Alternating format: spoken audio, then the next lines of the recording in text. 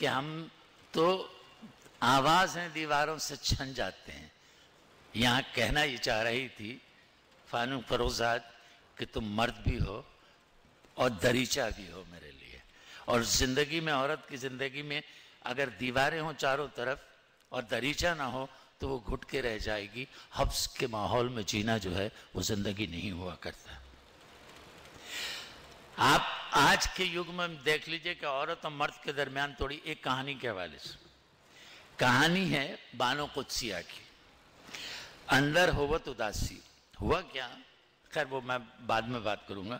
اس کا صرف موضوع اتنا ہے کہ عورت جو ہے وہ ایک شخص سے حاملہ ہو جاتی ہے، گھر ہی کا آدمی ہے، لیکن اس کی شادی کر دی جاتی ہے اس باپ کے، اس بیٹے سے جس باپ سے وہ حاملہ ہوئی ہے، اس کے بیٹے سے اس کی شادی کر دی جاتی ہے جو معذور ہے.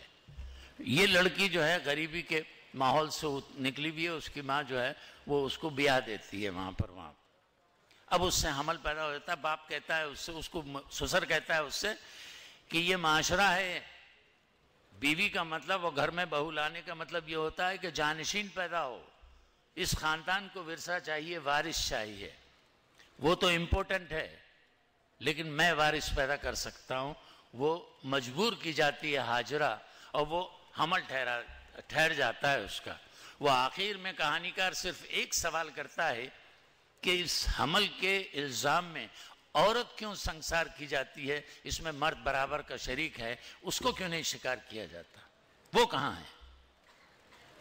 آج کی آدھونک زندگی نے یہ بہت اچھا سبجیکٹ میں آپ کو بتا رہا ہوں کہ دیکھیے آج کی زندگی میں ڈی این اے کی ایجاد ہو چکی ہے. آج یہ معلوم کرنا بہت آسان ہو چکا ہے کہ کون کیا ہے، جرم کی نوعیت کیا ہے، کون مجرم تھا، کون بے قصور تھا. ہمارے یہاں ایک بہت بڑا کیس چل رہا ہے این ڈی تیواری کا. ہندوستان کے بہت مشہور پرانے کانگریسی لیڈر رہے ہیں، ایک زمانے میں حکومت کیے، 4 ریاستوں میں گورنر رہے اور کئی ریاستوں کے اندر چیف منسٹر رہے ہیں. ایک لڑکا 32 سال کی عمر میں کھڑا ہوتا ہے اور وہ کہتا ہے کہ یہ میرا بایولوجیکل باپ ہے، اور ان کو عدالت کہتی ہے کہ نہیں مسٹر ترویدی آپ کو میڈیکل ڈی این اے کرانا پڑے گا، آپ کو اپنا خون کا نمونہ دینا پڑے گا. He refused to go to the court کہ نہیں صاحب میں نہیں کروں گا. یہ He is a big chap. آپ ذرا اندازہ کیجئے کہ ڈی این اے کے سلسلے میں کہ یہ اسٹیبلش ہونا چاہیے کہ یہ ہے اور کون ہے، کس کا بیٹا ہے، کس کی اولاد ہے. آج آپ اس منزل پہ پہنچ چکے ہیں. چیگوارا کو جب قتل کیا گیا ہے اپنے پورے اس میں، آج سب جگہ یہی ہو رہا ہے. چیگوارا کو قتل کر کے اور اس کی ہڈیاں کہیں یہاں پھینکی کہیں وہاں پھینکی. جب کیوبا میں سوشلسٹ انقلاب آیا تو چیگوارا کی ساری جہاں جہاں قتل کر کے پھینکی گئی تھی ہڈیاں سب جوڑ دی گئیں. واٹ؟ ڈی این اے کی مدد سے. یہ ٹیکنالوجی انسان کو، عورت کو پہلی بار ملی، انسان کو بھی پہلی بار ملی اور اس سے پوری دنیا متصل ہو گئی. میں ایک اسلام کی ایک بہت بڑی اہم روایت کی طرف اشارہ کرنا چاہتا ہوں جو سمجھ میں نہیں آ رہی ہے. ڈی این اے کی دریافت سے پہلے کا معاملہ ہے کہ قیامت کے دن جو اٹھائے جائیں گے لوگ وہ اپنے باپ کے ناموں سے نہیں اٹھائے جائیں گے، اپنی ماں کے ناموں سے اٹھائے جائیں گے. وہاں پہلے فیصلہ ہو چکا تھا کہ سب سے زیادہ علم جس بات کا ہے وہ صرف عورت کو ہے، لیکن آج مرد کہتا ہے نہیں جی میں تو بے قصور نہیں ہوں، عورت بدمعاش ہے. تو ڈی این اے آ گیا، سائنس آ گئی آپ کے ہیلپ کے لیے کہ انصاف کیسے ہوگا سماج میں. تو یہ ہم جب تک ان تمام چیزوں کو، مجھے ایک یاد آ رہا ہے، میں آل انڈیا ریڈیو کے اردو سروس میں تھا، آئی واز اے پروڈیوسر، بہت پروگرام کرتا تھا، میری آواز بھی آتی تھی. خیر تو اس میں کیا ہوا، ہم نئے نئے سبجیکٹ لیتے تھے، پاکستان کے ادیب اور شاعر یہ ہمارا موضوع بھی ہوتے تھے. میں نے فہمیدہ ریاض کی ایک نظم پڑھی، لاؤ اپنا ہاتھ دو ذرا، بڑی خوبصورت نظم. اور جب پہلی بار ماں بنتی ہے تو کیسے اس کے اندر ایک احساس جاگتا ہے اس دور میں جب بچہ صرف اپنا شیپ اختیار کرتا ہے، شکل و صورت اختیار کرتا ہے.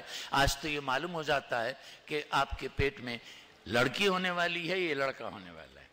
ہمارے ہاں یہ بند ہے. لیکن امریکہ میں آپ پورے یورپ میں چلے جائیے، جس وقت چاہے جائے پوچھ لیجئے کہ پیدا ہونے والا بچہ جو ہے، یہ بیٹھی ہوئی ہیں ہماری یہاں کی کینیڈا کی بڑی مشہور خاتون افسانہ نگار شاعر، میں غلط تو نہیں کہہ رہا ہوں، آپ فوراً جا کے آپ معلوم کر سکتے ہیں. لیکن ہمارے ہاں جو ہیں یہ تمام چیزیں جو ہیں وہ نہیں ہیں. تو وہ نظم میں نے پڑھی صاحب، میں چونک پڑا. اور فہمیدہ ریاض سے میرا پہلا تعارف تھا. میں نے کہا کہ یار اس کے اوپر ایک ڈسکشن کرتے ہیں اردو سروس کے اندر. ہم نے فہمیدہ ریاض پر 3 آدمیوں کو بلایا. ایک اور صاحب تھے، پتہ نہیں شمیم تم تھے کہ نہیں تھے، اور ایک ساجدہ زیدی کو زاہدہ کو بلا لیا ہم نے، زاہدہ زیدی کو، جو ساجدہ زیدی کی چھوٹی بہن ہے.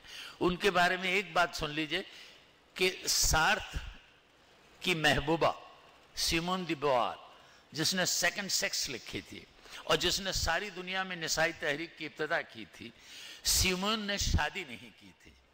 تو لوگوں نے کہا کہ آپ تو نامکمل ہیں، جب تک شادی نہیں کریں گی، مرد جب تک آپ کے اندر پرورش نہیں پائے گا، اس وقت تک یہ کائنات آپ کی جو ہے وہ نامکمل ہے. تو ہم نے ایک ڈسکشن کیا. زاہدہ کی شادی نہیں ہوئی تھی، تو ہم نے زاہدہ کو بلا لیا. میں نے جتنی تعریف کی یا شمیم نے کی یا جس نے بھی کی، باقی لوگوں نے کہا کہ نہیں، یہ ونڈرفل پوئم. یہ عورت کا سبجیکٹ، عورت کا پہلی بار ماں بننا، یہ ایک کتنا بڑا ایکسپیرینس ہے عورت کی زندگی میں، مرد کی زندگی میں نہیں ہے. صاحب اولاد وہ نہیں ہوتا. آپ نے دیکھا the affection with the mother side, جو مرد کے ماں کے حوالے سے بچوں کو جو محبتیں ملتی ہے، وہ 7 خون معاف کر دیتی ہے، باپ معاف نہیں کرتا. ماں جب بڑی ہوتی ہے، ماں بچہ پیدا ہوتا ہے تو ماں بچوں کو ڈراتی ہے، تیرے باپ سے شکایت کر دوں. مرد کو ظالم پروجیکٹ کرتی ہے، صرف اس خیال سے پروجیکٹ کرتی ہے کہ بچے کی ہمدردیاں جو ہیں وہ باپ کے ساتھ نہ ہو جائیں. آلویز ماں جو ہے وہ ہمیشہ اپنے شوہر کو ظالم اور یہ اور وہ. اور آپ نے دیکھا ہوگا عورتیں تھپڑ نہیں مارتی بچوں کو اسکولوں میں، یہ مرد مانگتا ہے. آپ نے کسی عورت کے ہاتھ میں قمچی نہیں دیکھو گی مارنے والی، یہ صرف مرد کے ہاتھ میں ہوتی ہے. عورت از اے ڈفرنٹ کیریکٹر. تو میں آپ سے بات کر رہا تھا، لاؤ ہاتھ دو ذرا. تو زاہدہ زیدی نے غصے میں آ کے جناب وہ نظمی کے کہنے نہیں کچھ نہیں ہے، مجھ سے غلطی ہو گئی، میں کیا کروں. انہوں نے کہا میں تو سچ بولتا ہوں، سیدھا سیدھی بات کرتا ہوں میں. تو میں نے کہا زاہدہ تم اس لیے کہہ رہے ہو، براڈ کاسٹ ہوا ہے.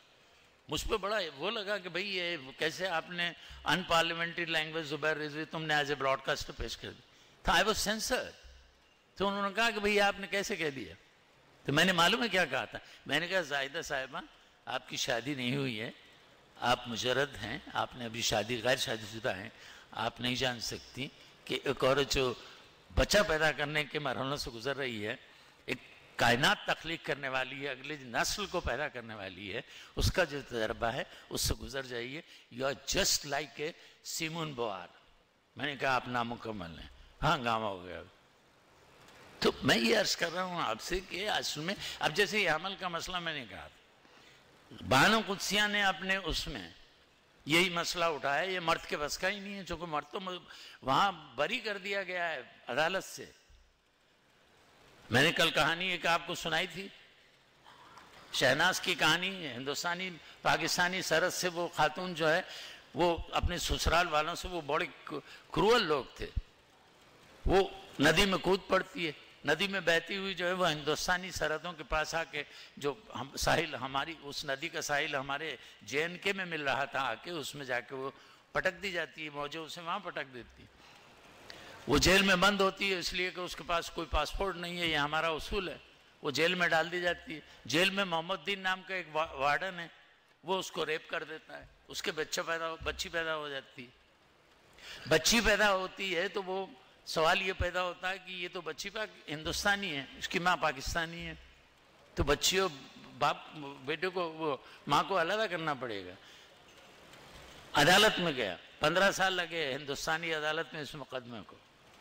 اور وہاں جا کے فیصلہ یہ ہوا کہ دیکھیے یہ بچی ہندوستانی ہے، ماں پاکستانی ہے.